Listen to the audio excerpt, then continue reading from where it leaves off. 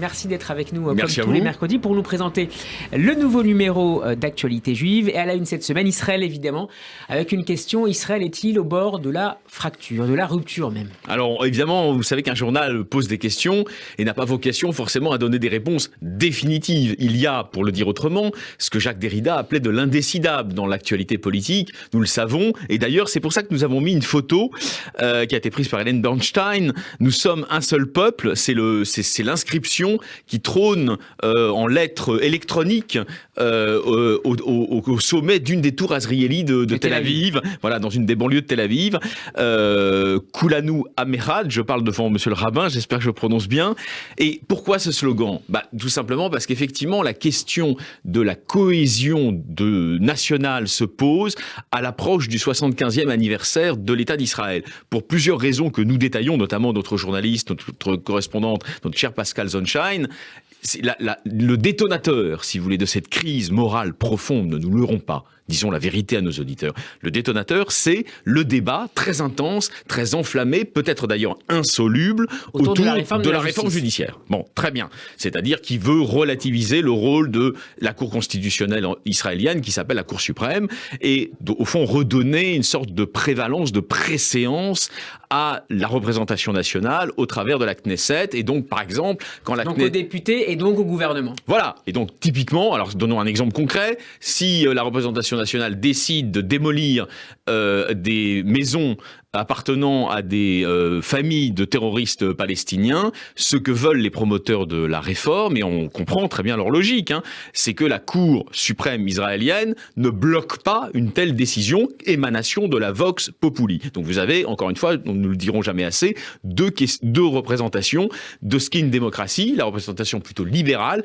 qui est celle traditionnelle au fond en Israël, en dépit de l'absence de constitution, et la représentation plutôt illibérale, branchée en quelque sorte sur le voltage des nouvelles démocraties libérales, style Orban. Mais au-delà de ça, ce que vous voyez bien, c'est qu'il y a les manifestations et il y a au fond deux Israël qui symboliquement, malheureusement, sont en train de commencer à s'affronter. Et c'est évidemment très inquiétant quand on est comme vous, comme moi, attaché profondément à l'idéal sioniste, qui est un idéal de rassemblement des exilés. Alexis, Kibbutz à Galouyot, c'est au fondement du sionisme. Et nous publions d'ailleurs, nous sommes un journal de débat, vous le savez bien, non dogmatique, donc nous donnons la parole, j'allais dire, aux deux partis en présence. L'homme d'affaires Jérémy Bérébi, qui vit à Bnei Brak et qui défend, lui, la réforme, et qui défend aussi cet Israël dans une forme de continuité avec sa tradition religieuse historique, et inversement, le journaliste, le grand éditorialiste Nahum Barnea, qui lui s'inquiète des surenchères, on va dire, populisto-trumpiste d'une partie de la majorité actuelle, et on comprend d'ailleurs également son point de vue, c'est-à-dire qu'on voit bien qu'il y a là quand même, si vous voulez, en dépit des efforts de Benyamin Netanyahou pour ne pas apparaître extrémiste, il y a quand même un modèle, on va dire, trumpiste et orbanien qu'ils sont en train de dupliquer en Israël en créant, au fond, en créant des émeutes dans la population. C'est ça qui se passe actuellement. Alexis, comment se positionne le Premier ministre face à ces différents courants au sein de sa majorité, mais aussi donc il y a deux sons de cloche. Je suis très objectif avec vous. Il y a deux sons de cloche. Il y a ceux qui disent ils jouent cyniquement avec cette situation. Ça, c'est les gens qu'on entend, vous voyez, du côté de Shalom Arshav, etc. Bon, c'est possible. Et il y a ceux qui sont plus empathiques, en quelque sorte, avec sa position, qui disent, mais le voilà, il est affolé.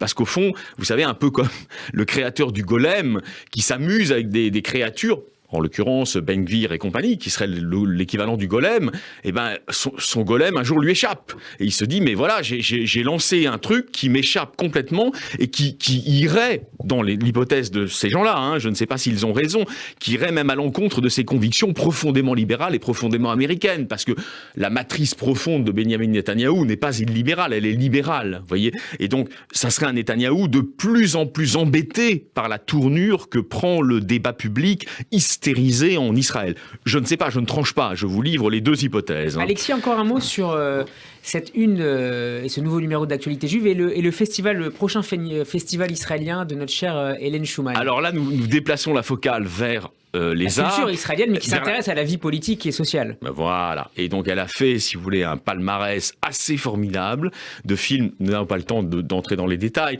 mais de films qui sont sortis sur les écrans, pour la plupart d'entre eux, dans les 2 dernières années, et qui reflètent aussi les interrogations très profonde de cette société israélienne. Alors, je vais vous dire, c'est des raisons d'espérer. C'est-à-dire, la politique peut donner des raisons de désespérer.